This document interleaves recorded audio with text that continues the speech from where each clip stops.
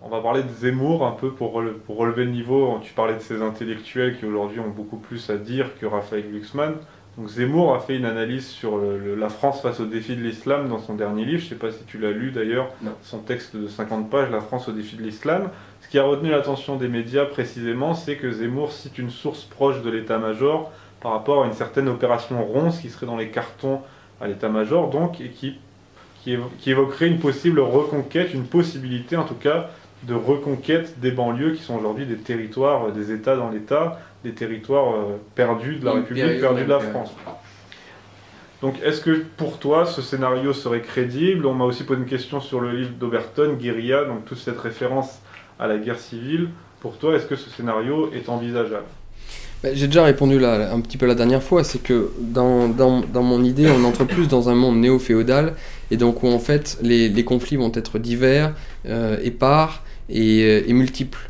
Et je crois peu à la possibilité, en tout cas pour le moment, les choses peuvent changer rapidement, mais pour le moment, à la possibilité de deux camps réunis. Et s'il y a deux camps, encore faut-il savoir quels vont-ils être, parce que il y a une chose qui est essentielle et qu'il faut se dire, c'est qu'aujourd'hui, on veut combattre l'islam, et tous les partis d'ailleurs, y compris le Front National, on veut combattre l'islam conquérant actuel, qui est une donnée, qu'on le veuille ou non, qui est une donnée vérifiable, vérifiée, quelles que peuvent être les manipulations qu'il y a derrière cela. Là, je dis ça pour les complotistes, oui d'accord, il y a sans doute des gens qui ont mis de l'huile sur le feu de l'islamisme, c'est certain. On le voit d'ailleurs encore en Syrie aujourd'hui.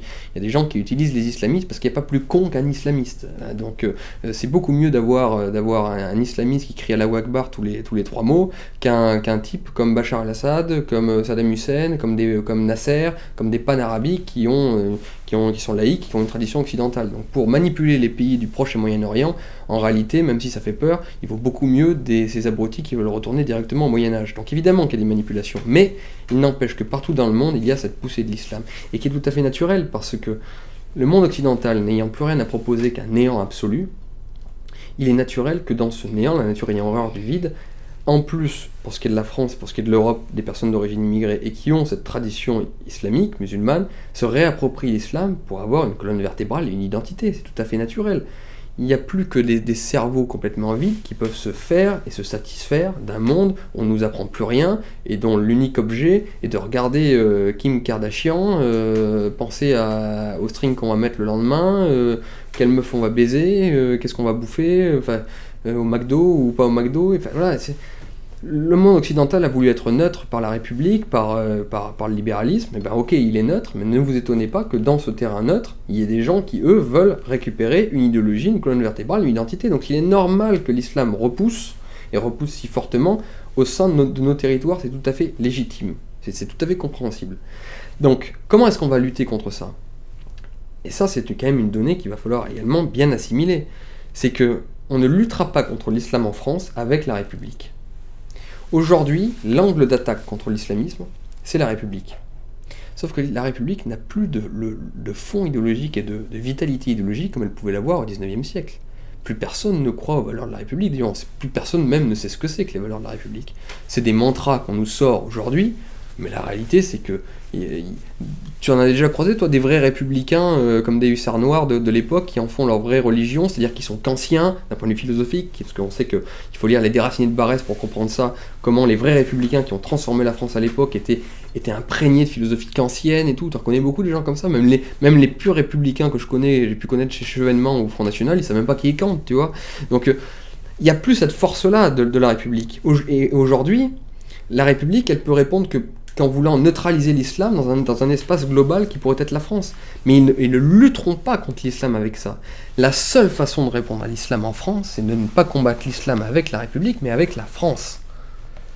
On pourra combattre l'islam en France, la montée de l'islamisme radical et modéré, mais modéré dans la mesure où il prend de plus en plus d'ampleur et qu'il est en train de changer le visage français, que lorsqu'on aura rétabli la France dans son identité. Et c'est avec l'arme de l'identité française, dans son essence, et c'est là où ça fait écho à la discussion que nous avions sur la droite, on pourra vraiment réagir à l'islam que lorsqu'on dira la France c'est ça, c'est cette identité. Pas une identité abstraite et républicaine, cette identité, cette essence-là, tel peuple, telle ethnie, telle culture, telle religion peut-être même. C'est avec ça qu'on luttera. Et évidemment, Aujourd'hui, c'est pour ça que je ne crois pas à la possibilité de guerre civile actuellement, nous en sommes très très loin. Personne ne se sentira capable, parce qu'il a encore trop peur de passer pour un raciste, un nazi, ce que tu veux, d'être capable de dire ce non face à l'autre, parce qu'il est quelque chose. L'occidental n'est plus rien. Donc il s'accroche à des valeurs, liberté, égalité, on va se battre contre l'islam avec la liberté, l'égalité, les Charlie, quoi. Mais les Charlie, leur destin, c'est de se faire tous couper la tête. Ils ne se battront pas face à la puissance symbolique, métaphysique, spirituelle et physique de l'islam, avec leurs valeurs, qui peuvent être des belles valeurs ou des valeurs à la noix, qu'importe, mais avec des valeurs. Non. Ils pourront lutter contre l'islam que lorsque la France se sera réappropriée sa propre identité. Et donc là où Zemmour a raison, c'est que le combat pour l'identité est primordial, et que le combat culturel dans ce domaine va être essentiel, c'est qu'il va falloir faire des petits Français des gens qui savent ce qu'est la France. Pas la République, la France. La République peut s'intégrer dans le logiciel français, mais d'abord la France avant la République. Et moi je dis ça comme un observateur, parce que là on va dire, Julien veut ça, il veut ci, mais à la limite qu'importe ce que je veux ou non. Je sais que c'est la vérité. On ne combattra pas l'islam, on le combattra qu'à la marge, et que de façon vraiment futile, avec ses valeurs républicaines.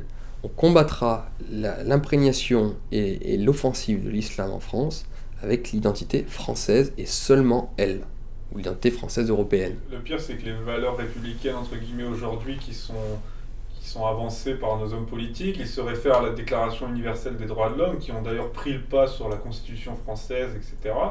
Et qu'au nom de ces valeurs républicaines, universelles, droits de l'homme, par exemple, on n'a pas le droit d'interdire à une femme de porter un burkini, de porter une burqa. Mais d'un point de vue républicain, c'est la vérité. D'un point de vue de la loi sur la République est indifférente aux religions. La République est totalement indifférente aux religions. Si demain, la République a en face d'elle 60 millions de musulmans qui créent une mosquée tous les jours, la République ne peut rien, et qu'ils les financent sur leur propre denier, la République ne pourra rien dire. Et donc c'est là le drame de... Ne survivra même pas. Évidemment, si, ça deviendra une République islamique.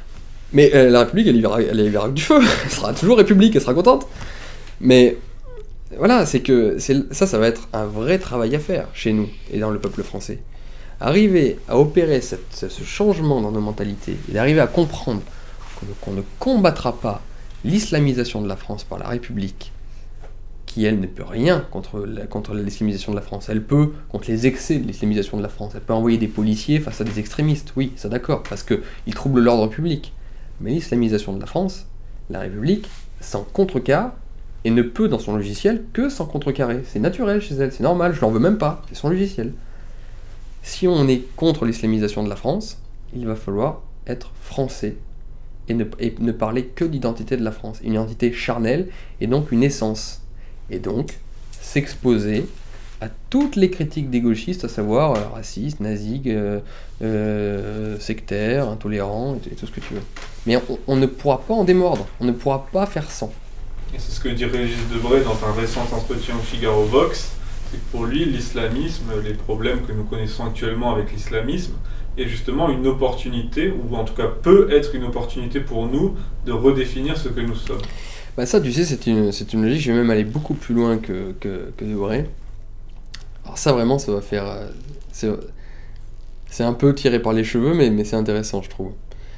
On pourrait considérer même que l'immigration en Europe va permettre de perpétuer l'histoire.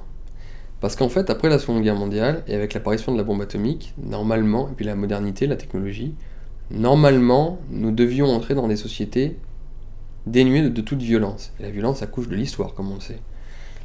Et donc, en fait, nous aurions dû être, sans immigrés, que des personnes, des Européens grabataires, population très vieille, vivre dans le luxe et la ouate, dans une tranquillité proche de la mort, sans guerre, sans rien, et une civilisation qui allait disparaître et mourir comme ça. Et finalement, on pourrait estimer que l'apparition de l'immigration dans nos vieilles nations européennes, c'est précisément ce qui va être les aiguillons pour pousser au cul les jeunes Européens, les jeunes Français, pour leur dire « Oh les gars, vous êtes encore quelque chose et il y a encore des choses à faire dans l'histoire. » C'est une théorie qui est un peu poussée, mais réfléchissez à ça. S'il n'y avait pas eu l'immigration, nous serions dans une ouate complète. On se serait endormi, quoi.